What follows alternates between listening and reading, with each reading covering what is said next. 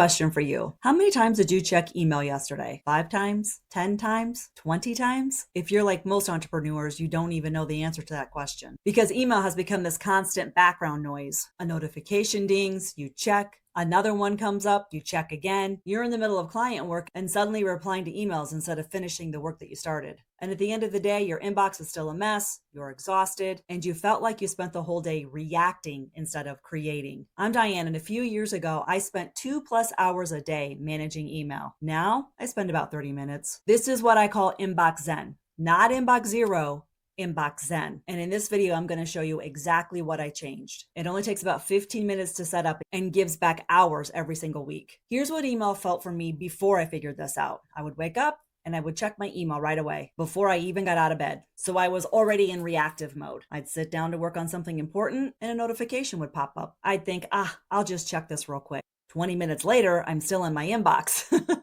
replying to things that could have waited. Or I'd be on a call with a client and I'd see email notifications coming in and my brain would split, half listening to the client and half wondering what those emails are about. And at the end of the day, I realized that I spent more time managing email than I did on actual work. Sound familiar? Here's what I realized. Email wasn't my problem. My relationship with email was the problem. I was treating email like an emergency, like every message that came in, I had to respond right away. If I didn't check it constantly, something terrible was going to happen. But here's the truth. Email is not urgent. Most messages can wait an hour or 3 hours or even till tomorrow. Once I understood that, everything changed. So let's talk about why email feels so urgent when it's really not. Your brain is wired to respond to novelty. So when a notification pops up, your brain releases a tiny bit of dopamine. It's the same mechanism that makes social media so addictive. So every time you check your email, you're getting this small reward. Even if the email is boring or annoying, your brain still gets a little bit of that, oh, something new. And then this trains your brain to keep checking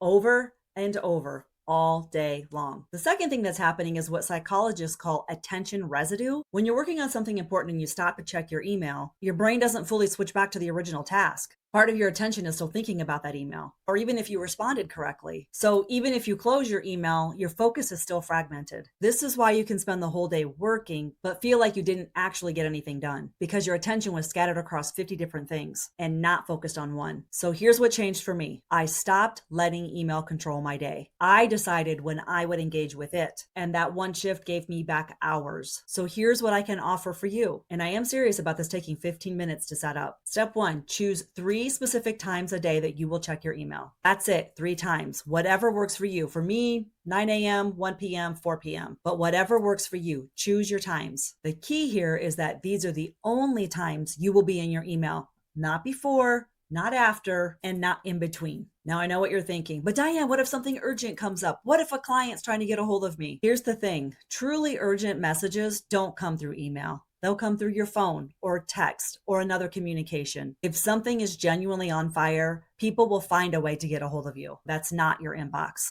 Everything else, it can just wait an hour or 2. Step 2, go into your calendar and block out 15 to 30 minutes for each of those times that you have just selected for your email session. Treat these like actual appointments because they are. You're scheduling time to process email instead of letting it interrupt your entire day. Step 3, during those email processing time blocks, you're going to process your inbox intentionally, not just scroll, not just read, but actually process them. And I'll show you exactly how to do that in a future video. But for now, the goal is to contain these times. Now, here's the part that's going to feel scary, but it's the most important. Turn off your notifications, all of them, on your phone, on your computer, everywhere. No pings, no banners, no little red number telling you how many unread messages you have. I know this feels intense. You're probably thinking, but what if I miss something important? You won't. Remember, truly important things come from other channels. What you will miss is the constant interruption, the fragmented attention, the stress of seeing email pile up while you're trying to work on something. When I turned off notifications, the first few days I felt anxious. I kept wanting to check. I felt like I was missing something. My brain was looking for that dopamine hit because I had trained it to do so. But after the first few weeks, something shifted. I realized I wasn't even actually missing anything, and my focus was deeper than it had been in years. I was able to sit down and really work on something and be focused and actually finish it without my my brain going all over the place. This is what I mean when I talk about inbox zen supporting your nervous system. Inbox zen isn't about getting to inbox zero. It's about creating a calm, intentional relationship with your inbox so that it doesn't control your day. When you're not constantly being interrupted all day long by notifications, your body can relax, your brain can focus, and you can think clearly. Now, I know what some of you are thinking. This doesn't work for me. My clients expect me to be available immediately. My business requires me to be available. I get it. I had the same thoughts. But here's what I learned. When you train people that you're always available, they expect those immediate responses. But when you set boundaries,